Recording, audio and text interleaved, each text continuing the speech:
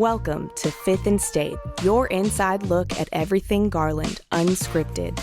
Join Mayor Dylan Hedrick and dive into the topics shaping our city.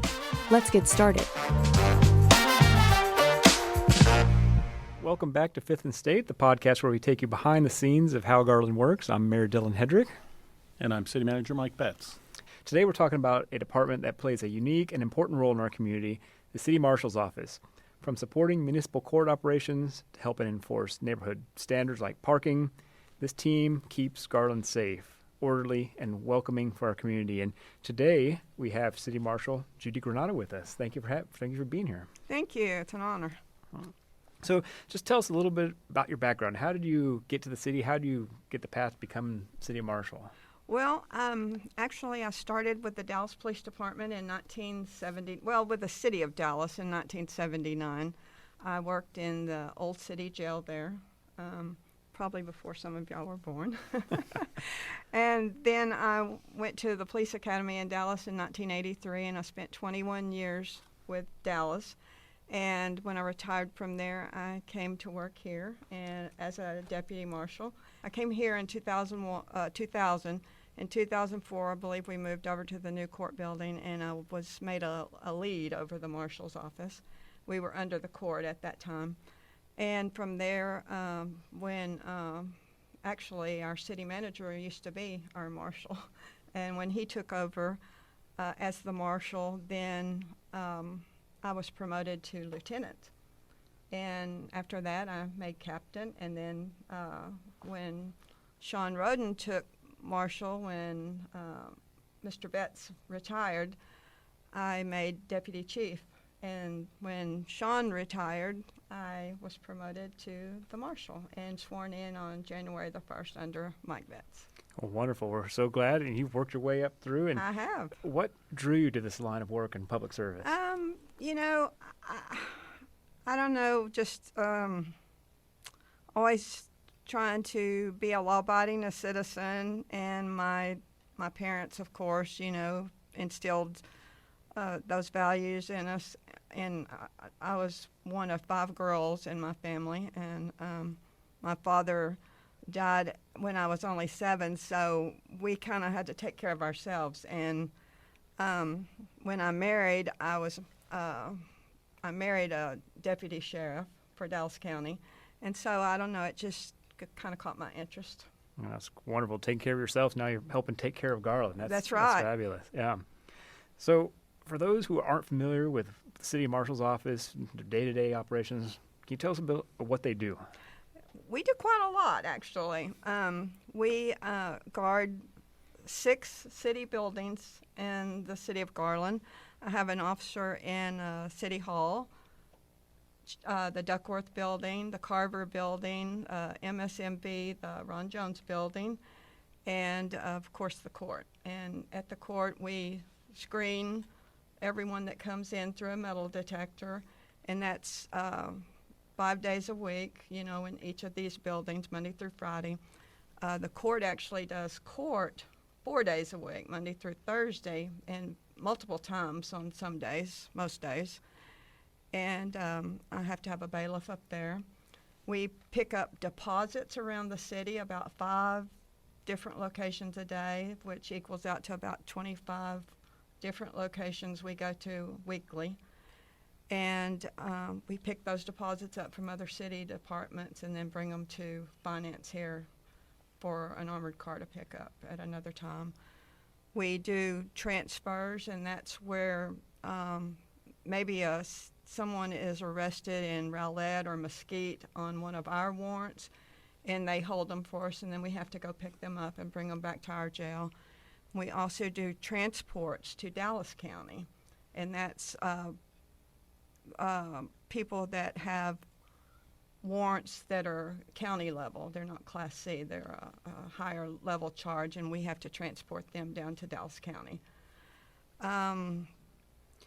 I know if we had to walk in. We're recording now at the Central Library here. I walked through the front door, and there's a marshal sitting right there at the front door. Yes, we have also, I might have forgot that a while ago. We have a marshal at Central Library. I'd like to have a marshal at all of our libraries, but, that's that's something for y'all to decide at a later date. But And we, of course, do parking. That's a major thing that we do now. Oh, we'll certainly get into that. I know there's a lot of Right. questions, and people are certainly interested in that. But you guys are all licensed peace officers. That's correct.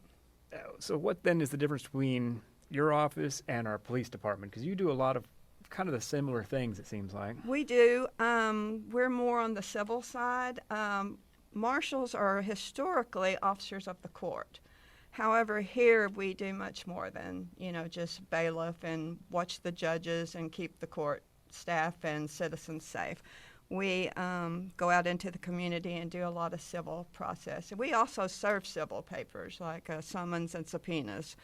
But we started this parking program where we go out into neighborhoods, and that's a lot of what we do is just handle civil process. It mirrors the criminal law to some degree on a smaller level. So fun fact about the police department and the Garland City Marshal's office, most people don't realize the Garland City Marshal's office is much older. The first marshal That's was correct. put in place in the late 1800s, and the police department came into existence much later than that. And it's an odd, the marshals have a long history of doing many different tasks. There's an old newspaper article from the early 1900s where the marshal, it was in the newspaper, that the marshal had reported to the city council that he had eradicated boll weevils here in the city of Garland. And so if you want to know the kinds of tasks marshals have done over the years, it's all sorts of things. Now, fortunately, the council hasn't asked me about boll weevil eradication since I don't know what a boll weevil is. Well, now it's out there. We might add that to the list. I can assure them There you they're go. eradicated here. Let even though I me don't know what write they that are. down. Mm-hmm.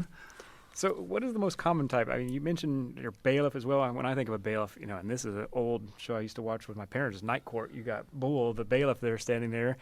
You do that kind of work. What is the kind of work that takes up most of the marshal's time? I would say it's between working in the court and parking would take up most of our time. The bailiffs, of course, unlock the door. Anytime someone's in a courtroom, we've got an officer up there, because after the front doors are open for people to enter, then you have access to the back where the judges' quarters are at. And so we have court, like I said, 4 days a week and at least twice a day on each day. And our bailiffs actually check people in, and then they might call and verify insurance coverage. And, of course, they keep order in the court. And something you also do is execute misdemeanor arrest warrants as well for a municipal court? Yes, sir. Yes, sir. We don't actively go out pursuing people too often, but that is one of the things we do and would do more of if we had more staffing. Mm-hmm. And I know you mentioned the big one everyone wants to know more about is our parking enforcement program. Parking. Yes. And that's something that we're all dealing with in all of our residential neighborhoods. Can you That's tell us a correct. little bit about how that works through your office? Yes, I have 4 dedicated officers to the parking program. However, I've just got 2 going right now because I have 2 openings.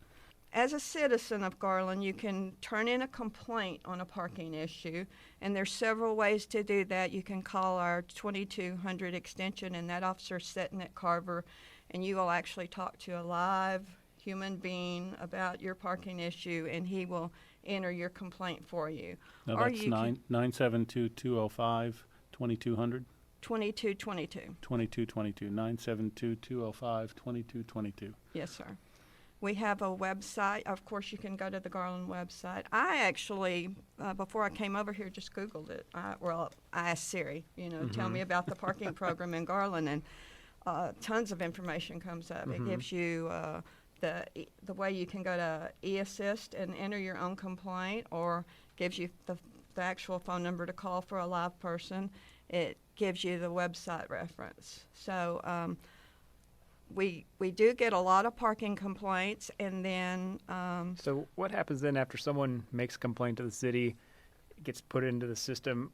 What happens at that point? well, when my guys come to work, and some of them start at 6 in the morning, they pull up the list of complaints, what we have open, and they start addressing those.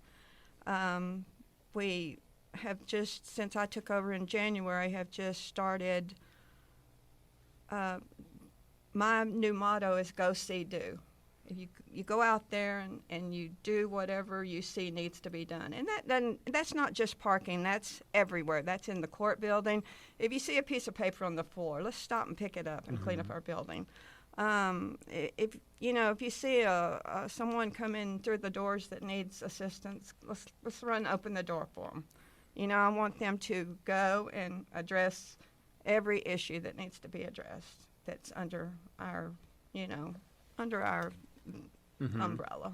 So you respond to complaints. You also do proactive parking enforcement. That's is that correct. Right? So tell us what that means. Well, our guys, if we're trying to work on the complaints mostly, and we do that, and while we're doing a complaint, if we see something in the area, we, of course, address the other issues that we view.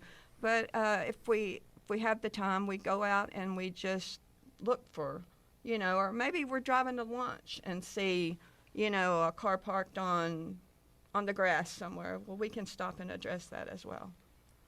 Mm-hmm. So we're looking for these violations and trying to clean up the neighborhoods. I mean, another frequently used motto of ours is, we're trying to enhance the quality of life for the citizens of Garland, and helping with some of the issues that are affecting them. And we might not even think about it that much, but the parking is a big issue in Garland. It is a big issue. It affects a lot of our citizens. Similar to, we had code compliance on our last podcast, and they talked about exactly the same thing, affecting the quality of life for our citizens. So what are some of those most common parking violations that you see out in the field? A lot. We see everything. I brought a pie chart, but we mostly see 48-hour violations where they just park a truck and just leave it and never move it. And sometimes they're broken down or they're damaged vehicles. So, they've been in a wreck and they just had them brought by a wrecker and dumped in front of their house. And that's okay if it's for 48 hours and then you're going to get it to a shop or something. But if it stays there, and then even if they try to work on it, then that's causes a safety hazard for the other citizens. Maybe oil leaks in the street and that's unsightly, or maybe it even gets into our storm drain system. Junk vehicles, unregistered vehicles, parking across the sidewalk, which is a very hazardous violation because, say a child's walking home from school, then they have to go out into the street to get around that car, or a person in a wheelchair would have to go out into the street, or a parent pushing a baby stroller. Actually, parking the wrong direction, you have to pull into a lane of traffic coming your way to get out of that parking spot. Unregistered vehicles. We see it all, actually. Oversized vehicles, company trucks that are parking in the neighborhood. Parking on lawns. I know that's a lot Right, of people right. parking on unpaved surfaces. That's correct. Unimproved surfaces, that's a big one for us as well. And how many tickets, how many violations do you see in a typical day? How many citations do you write during a typical period? It depends on who I've got out, how many I've got in the field. One officer can go out and write up to 100 tickets a day. I mean, that's not the norm, but say 30, 50. I'm sure you could easily find 100 violations. Yes, if time would allow, they could. Now, have Absolutely. you seen over the years that we've been doing parking enforcement with the marshals, have you seen an improvement in the parking conditions? I in the have. As a neighborhood? matter of fact, I just got some stats earlier today that since January, when I was sworn in, our parking tickets have gone extremely up, and my lieutenant over the parking notified me that we have 2/3 of the tickets are being paid at this time, which is that's great news for us because that's been an issue even after issuing the tickets. People not paying them. I If know. a person doesn't pay a ticket, then they risk their vehicle being towed, don't they? Absolutely. If you get five or more tickets in a 12-month period, and that can be any 12-month period, it's not a calendar year or anything, we'll tow your car if we see it on a public street. I know, City Manager Betz, you were instrumental in formulating this whole ticketing process. Can you tell about the kind of the origins of and the fee structure and all that? Sure. One of the things that we did when we implemented the parking program is we wanted a lower parking fine than we had with the criminal citation, and we wanted a ticket that was easy to issue so that we could get lots of enforcement and it would be easy for residents to comply, easy for them to dispose of a ticket if they got it and they wanted to challenge it. And the parking program was designed to be easy. When we first rolled it out, we did almost all warnings, and we saw a bunch of improvement in the neighborhoods just from the warnings. And then the more we did enforcement, the harder it would be to find vehicles that were parked illegally.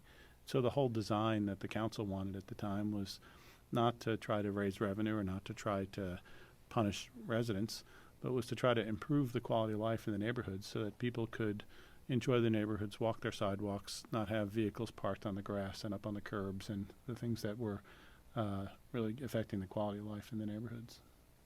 I think it's been effective. We've seen, like you said, we've seen improvement going forward, and we really don't mean to be punitive either. We want compliance as our goal. Absolutely. And like I mentioned before, it's not all just cosmetic, it's some of it's hazardous, and me and my staff go to HOA meetings and try to educate people and talk about the issues with parking. We do town hall meetings. Any time we're asked to speak on the subject, we'll go out and give a talk to the public. That's wonderful, because I was going to ask about education. How do we get our public aware of violations that they may have parking? But you said you're willing to go talk to any neighborhood association to better educate our citizens. But how do you then balance the education with the enforcement part of it?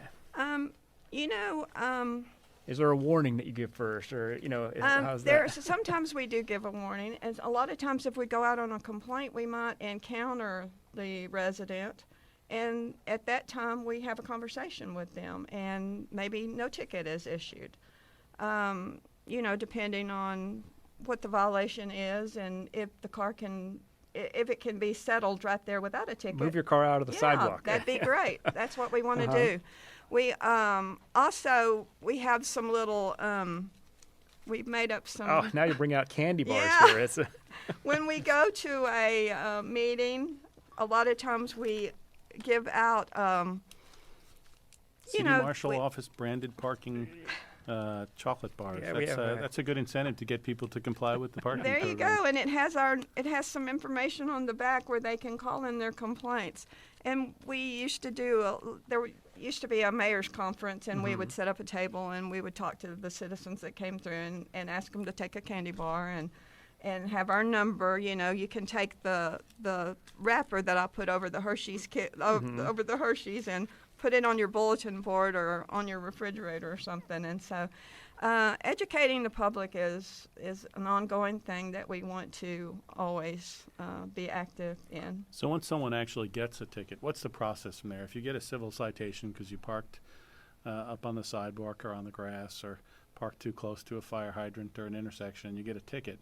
What's the process from there? Could you tell the public that? They can actually take that. Most of them call us as soon as they get the ticket, and we talk to them on the phone. But you can take the ticket, and it has I actually have a copy of a ticket with me. I don't know what I did with it now, but they can take that ticket, and it has the information on the bottom of it. They can call and pay it over the phone right then and there if they want to get that $25. If they've just decided, okay, I'm paying $25 for parking here today, or for whatever the violation is, or they can see a hearing officer. They can decide there's a court date on the ticket as well. They can. Our hearing officer is at the Duckworth building, and he is here on the first and third Monday and Wednesday of each month. So they can go to any of those times, or they can go to a specific date that's on their ticket. So if they get a ticket and the date that's on the ticket's not convenient, they can go to any Monday or Wednesday, That's first correct. or third Monday or Wednesday prior to the date on the ticket. Prior to the hearing date. Wow, that's great. And it's from what I understand, it's real easy to get in. You just go and let him know that you're here, and then he talks with you, and he makes a adjudication That's right then and It's there. a pretty informal process, It right? is. She just sits at a desk or a table, and the resident can explain why they were parked that way, and he Yes. can listen to it and decide if he wants to reduce the fine, keep the fine, or waive the fine. He can do all Absolutely. of that. Yes, and so if they're found liable for their citation, they can, they're given a time to pay it, and they can pay it right there at the tax office where the hearing officer is, or they can appeal the ticket, and there's a process for that. They come over to the municipal court. There's a form they fill out, and you pay a fee for that appeal process, and then one of the municipal court judges hears that, usually Judge Sheldon. And on the ticket, the ticket, it shows you the violation. I know I've seen several examples. You take a picture, for instance, of the vehicle actually parked across the sidewalk. Absolutely. And so it's pretty evident whether or not the violation occurred. Yes, and that's what the actual hearing officer can pull that up. And I was just thinking that I'm going to go sit with him next week. And, I know he can show them on, turn his laptop around and show them. I think it'd be a great idea if we had a larger monitor and he could put it in and say, see, Yeah. and big O. So just so the residents are aware, we actually have a picture of the violation. We do. And it's given to them on the ticket, and then it's mailed to them in the mail, a notice of citation plus a picture Yes. of the actual violation, so they can Right. see exactly what they did wrong. Yes, if you don't pay that citation within 10 days, you get a notice in the mail. And then after that, it's 65 days and you get a late fee added, and that late fee is $25, so it doubles your fine if you don't pay it within your time frame. And if you get that same ticket more than once, the fee goes up. Like if you're parked on an unimproved surface and you get a $25 ticket, and then a month later we write you another one for the same vehicle for the same offense, it's a $50 ticket, and then it goes up to $75, and then anything after that would remain $75. I know, Mike, when you first implemented this program, we talked about the infamous barnacle.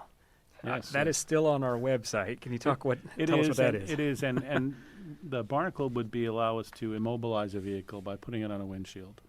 One of the things that we found out is the barnacle was only for vehicles that had more than 3 tickets but less than 5 tickets. And the truth is most of our residents only have 1 ticket. The vast majority of people who get a parking ticket get 1 parking ticket and never get another one.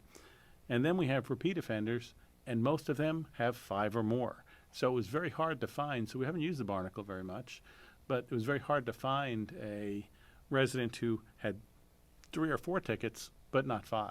And at 5 tickets, we tow the vehicle away. We imagined that there was going to be people who would have 3 and 4, and it turns out that most residents only get 1 ticket, and then they park the way that they know the law requires them to, and then there's people who don't park in accordance with the law, and it's just like traffic tickets. Some people never get a traffic ticket their whole life, and some get one every other month because they're not as careful.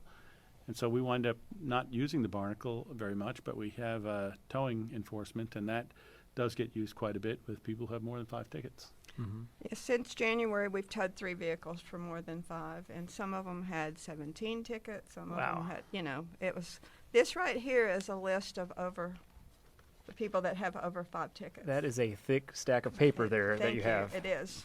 Yeah. This is the top 20. So The top 20 offenders. that's right. They're on the most wanted list. Right. That's it. Yeah. Yeah. Well, so tell us something memorable or unexpected experience that you had or you've seen out there. It doesn't necessarily have to be parking related, but during your time as a marshal. Oh my goodness, I've seen so much in my 26 years. When I first started, we didn't do all that we do now, and so we did more of the going out and serving warrants. And I think that during a warrant roundup one time, when we used to participate in what was called the North Texas Great Warrant Roundup, and that was with all the neighboring agencies. And so I took it real seriously, and I sat down and printed me the top 20 of those. And I went out on a Sunday morning to pick up a gentleman that had like 20 warrants. And I drove to Seagullville. He was frying some chicken up. He goes, "Oh, I know I've got these tickets." He said, "I just fried me some chicken. Will you let me eat it?" And I said, "Sure." I came in and sat down at his kitchen table and let him eat his chicken and then brought him to jail. So I think that was one memorable thing. You didn't offer. Talk about customer service, man. Yeah. That really goes above and beyond. Yeah, it was great. He was a very nice gentleman. He had just gotten behind and taking care of some of his responsibilities, and he wasn't a true criminal, but yeah. Did he offer you any? How was the chicken? He did offer me some, but I declined. I just had breakfast. So. Oh, okay. Yeah. So what do you see the future of the Marshal's office in Garland? What do you think is in store for us? Oh, my goodness. We have grown by leaps and bounds over the 26 years that I've been here, and I see that as being a forward for us. I think we'll continue to grow. Like I said, we're always getting requests for more things that need to be done, that like we're just taking on some civil work on these coupons, these neighborhood flyers that are being thrown in the streets of Garland, and we're going out looking for those people because that's also a civil process. And that's a real quality of life issue, right? We hear about that a lot from our Yes. residents who they get people who are throwing advertisements, and instead of putting them within 5 feet of the door as required, they just throw them down in the street, and then they clog up the streets and the storm drains and all the rest of that. And you guys are looking for those folks, aren't you? Absolutely. And I when I get a new project, I usually personally go out and try to assess what needs to be done, and so I can direct my people. And I went out after I was told about these flyers. I actually picked one up, but I took pictures of these everywhere. I mean, there might be It's a 5 of newspaper them. in a plastic bag. Yes. Just like the Dallas Morning News, but And it's it never it's a goes separate away advertisement. because it's in Right. plastic. It'll go down into our drains, our storm drains, and it's just unsightly as well. And a lot of our residents are elderly, and they don't make that trip out to the edge of the driveway to the street and to pick these up. I saw some houses that had 5 of these laying in the street, or 2 laying in the driveway and 1 up in the yard, or. And that's been a concern for our residents, not only the pollution aspect of it, but if they go away for vacation for a week and you got 5 of these piled Right. up, it's a signal, hey, I'm not home. That's right. So you guys are trying to crack that crime and make that stop. Is that correct? Yes, we're working on it. It hasn't been an easy assignment because these people are a little bit elusive, but Yes. I won't stop until we find them. There we go. Yep. That and other, like I mentioned earlier, the North Library and the South Library and the West Library would all like to have an officer in their facility, and we always, work hand in hand with the police department. We talked a little bit about that a few minutes ago. How do we differ from them? And we have all the same credentials. We're Texas State Peace Officers. I'm a Master Peace Officer. Most of my staff is, except for the younger ones. We help the police department for parades, for protests, for special events. I attend a special event meeting, with several of the lieutenants from the police department every month. We do that on a monthly basis for all the things that go on at the downtown square.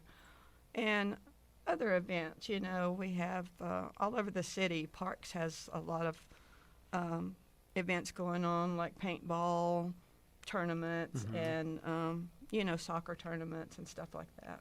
And we've been asked to help with the parks closing of some gates and stuff that's going to be coming up. We haven't done that yet, and that hasn't materialized as far as getting the actual gate up yet, but that's a project on the horizon We for just us. talked about that in our last work session on City Right. Council. We did. Well, I've got several questions from residents. I know this was a popular topic, so are you ready to take some questions? Okay. First one we had at Avalon Park, people asking, they see people parking on the grass there, even though there's no parking on grass signs. They seem to be ignoring it. They make a request to come enforce it, but then a response back from your department is no violations were observed. Can you talk a little bit about that process? Timing-wise, sometimes a violation, you may get something, but by the time we're able to respond, they're already gone.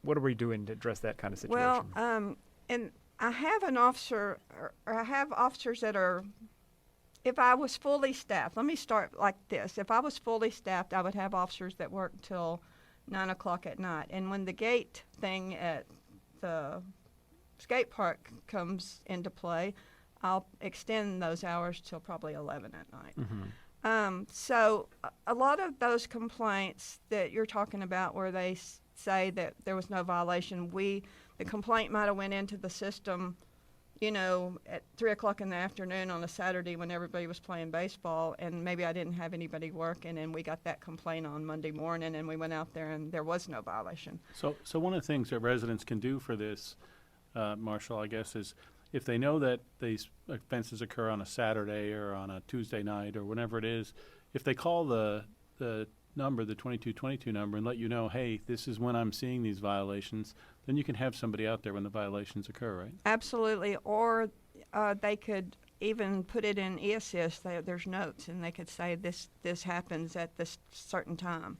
Or, normally that's the time it happens. Or maybe, we get complaints where a lady will call in and say, they park here on the weekends and after 6 o'clock. Well, then we make a note, and we, when I have somebody working those hours, or that day, then we go check that. And we try to, if we know when the violation is normally occurring, then we can go out and address it.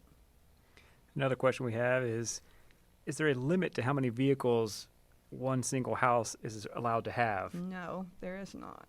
It's a frequent complaint. We get the mom and dad and daughter and son and cousin may all live together in one house, and they all have cars. Absolutely, and there's a lot of generational,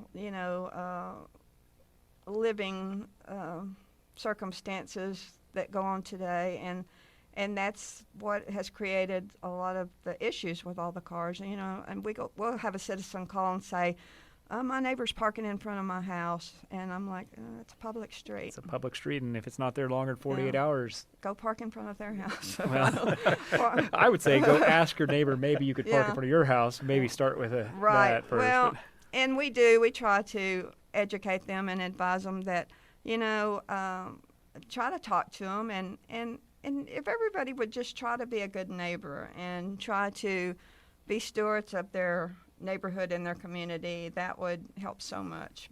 And a lot of times the neighbors have already talked, and it's it's a dead thing. Right, and that's not getting when anywhere. we get called in. So that kind of leads into another question we have, that on street parking, people may park on both sides of the street, and it makes it so narrow that only one car can pass at a time, and hard especially when you get close to intersections. Absolutely. And it causes a hazard for emergency equipment if we need to get a large fire truck down that street. But unfortunately, unless there's no parking signs, now we've addressed some issues like in neighborhoods that are narrow with a curb or something. We've gone out and looked at it and had city transportation go out and post some no parking signs so that we've got to be able to get emergency equipment into the neighborhood. So sometimes when you become aware of these issues where even though there's not currently no parking signs, if you see a street that looks too narrow for an emergency vehicle to get down when cars are parked on both sides, you'll reach out to transportation and ask them to examine it and consider putting no parking signs. Absolutely. Another question we had is, what does parking look like on evening and weekend hours? You briefly touched on that a little bit, but you said you'd like to get more staff, but what are our typical enforcement hours? And hopefully we can expand that soon in the future. I have an officer from 6 a.m. until 9 p.m. right now, except for I've got 2 vacant positions, and so that afternoon shift till 9 p.m. is not manned a lot of hours. And I do currently have somebody that works each day of the weekend. That officer that works on Saturday and Sunday is also doing the prisoner transfers, and so a lot of their mornings are tied up like that, but then they're out until 5 in the afternoon checking on parking violations. You've mentioned several times having vacant positions. How does somebody become a city marshal? And if somebody was a licensed peace officer, say, and was retired and wanted to come back and work as a marshal, how would they go about doing that?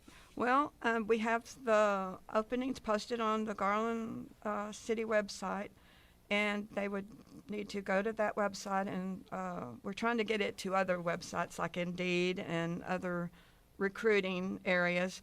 that they would need to fill out an application, and then when we get that, we would call them in for an interview. We do a 3-person interview board and have them take the personal history packet and fill that out, and we'd go from there. And do you hire retired officers? Absolutely, they're the best, especially the Garland ones, because they already know everything. They already know the city government, and they know most of the people, and they know, if somebody calls in and says on this street, they say, yeah, I know that street because I was a police officer for 20 years, here in this city. So, Fantastic. yeah, the retired Garland officers, please, I need you. Mm-hmm. So. And that's great. I'd love to have a full staff, and city manager. I'd love to staff up as soon as possible because this is We're working on it. That's what I like to hear. A few more questions just about the parking because I know that's our favorite topic that we love. What about roll-off dumpsters placed in the street? How long can those remain? Do you guys deal with that, or is that more of a code violation? It is it's sticky because we have to give them an opportunity. I think we allow them to be there the 48 hours, and a lot of people take advantage of that, and a lot of people, they can't get the job done in that length of time. Get your home remodeling done in 48 hours, right? If you put it in your driveway, then you're okay. Uh-huh. But on the public street, we cannot have that. So in those cases, a lot of times you'll go to the door, knock on the door, and tell them, hey, we'll need to move that out of the street and put it into the driveway. And with work trucks, too. Like if somebody's getting a new roof on their house, if they're actively working, we'll let that oversized work truck with all that equipment sit there while they're working. But, we don't want them to leave it overnight or, for an extended period of time. And I had someone call me up one time. I was reading your parking regulations, and it's almost like I can't park my moving van there on the street. It'll ticket me. And I'm like, we'll let you move in or out of your house. Don't worry about that. Right. That you're actively there. Right. Just yesterday, as a matter of fact, we have a citizen that's moving out of the apartments right here, and she's brought one of those, or she was having a pod delivered, and she said, what can I do? Where can I put that? And we went over to the Patty Granville and spoke with those people and arranged for her to have a spot in their parking lot just for the weekend. They're going to dump it today. They're going to bring it, drop it off, and she's going to load it up over the weekend, and it's going to leave Monday morning. That's great. We're willing to work with them on That's things right. like that. And I mean, one of my lieutenants went out and met with her, showed her exactly where it needed to be parked, and emphasized the fact that that needs to be gone Monday morning. Yes. Or else we're putting a barnacle on it, right? There you go. Well, Judy, we appreciate you being here, and we certainly thank the City Marshal's Office for their service to Garland. And we know that the Marshal's Office plays a critical role in maintaining safety, accessibility, quality of life, and especially through fair and consistent parking enforcement. Want to ask all of our citizens, go to garlandtx.gov if you want to learn more information about our City Marshal's Office, even more information about our parking enforcement programs. And remember that new episodes of Fifth and State, they come out every first Monday of the month. Leave us a review on Spotify, on iTunes podcasts, Apple Podcasts, even YouTube, or wherever you get your podcasts. And I'm Mayor Dylan Hedrick. Good night, Garland.